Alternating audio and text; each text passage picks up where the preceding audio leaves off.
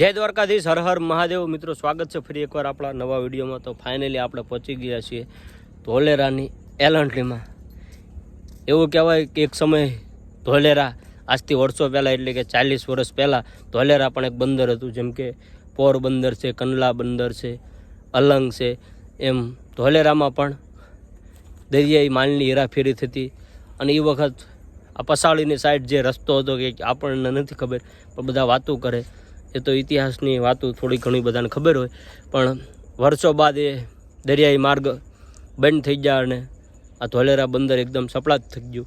અને ફરીવાર પછી પાછો એવો જમાનો આવ્યો, એવો સમય આવ્યો કે ફરીને એક વખત ધોલેરા પાછું ઉજળું થયું. અને આજ એલન્ટીન, રિન્યુન એ બધી વિદેશી કંપનીઓ ધોલેરામાં પડે છે. અને ધોલેરાને તમે યુટ્યુબમાં સર્ચ કરો એટલે તમને ખબર પડી જશે શું છે ધોલેરા. તો આજ હું તમને બતાવું એલન્ટી મારી દ્રષ્ટિએ. અહીંના રોડ ને એની થોડીક બિલ્ડિંગો બહારથી બધું જોવાલાયક થોડું હોય. આપણને એના વિશે કંઈ માહિતી ન હોય ઊંડી, પણ બને છે જોરદાર. એટલે આવનારા સમયમાં હશે જોરદાર.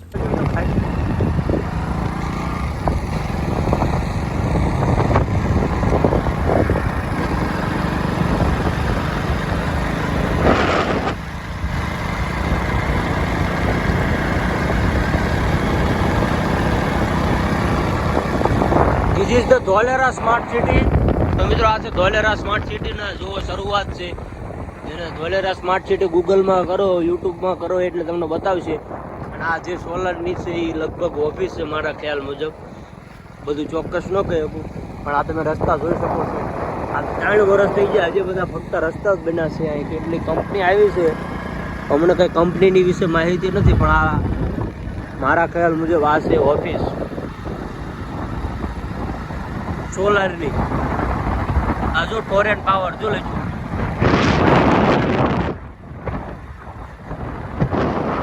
બધો વીજળીનો પાવર ઉત્પન્ન થાય, અહીંથી સપ્લાય થશે આખી એલએનટીમાં.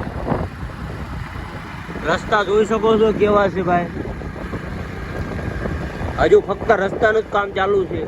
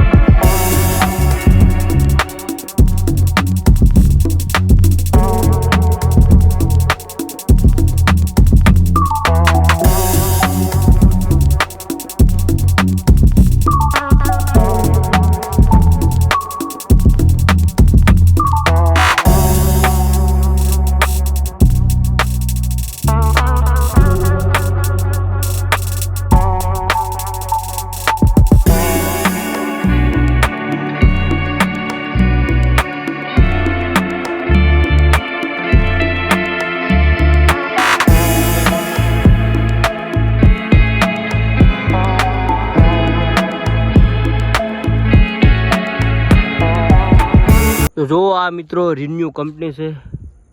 જબરજસ્ત. આ બધું વિદેશની કંપનીઓ, ભારતની હોય તો મને નથી ખબર, પણ અહીં બધા આજુબાજુના વિસ્તારના છોકરાને બધાને અહીં નોકરી મળે છે. અને સનસેટ સમય થઈ ગયો છે. જુઓ, આ બધા રસ્તા જ બને છે. છેલ્લા 4 વર્ષ થઈ ગયા, બધી બાજુ રસ્તા જ બને છે. આ બિલ્ડિંગો ક્યાંની હોય શું હોય રામ જાણે. બધા શેઠિયાઓ રખડતા હોય, હજારો કરોડોનો અહીં ખર્ચો થઈ ગયો છે. પૈસાનું શું કરતા હોય રામ જાણે. એટલો ખર્ચો થઈ ગયો છે ને એટલું બધું બને છે ને તોડે છે ને આપણને કંઈ ખબર ન હોય, પણ આ બધું છે જોવાલાયક. ને અત્યારે તમારે જેવા ખાલી ફોટોગ્રાફી કરે, બાકી એવું કહેવાય કે 5-6 વર્ષ પછી આ દિલ્હી જેવું સિટી બની જશે. આવું રામ જાણે. દિલ્હી જેવું 5-6 વર્ષ નહીં થાય, પણ આવનારા સમયમાં ધોલેરા કંઈક અલગ જ હશે. એમ તો અમે આ બધી જે જમીન હું તમને આજ બતાવું છું, આ બધી જ જમીન અમે એકદમ ખારો પાટ જોયેલો, હાવ ધૂળ. એની જગ્યાએ આ બધું કેટલા ડમ્ફર માટી પૂરા કર્યું, પછી આવા રોડ બનાવ્યા, ઝાડવા રોપ્યા, આ બધું અમારી નજર સામે બન્યું છે. હવે આગળ બને એ જોવાનું.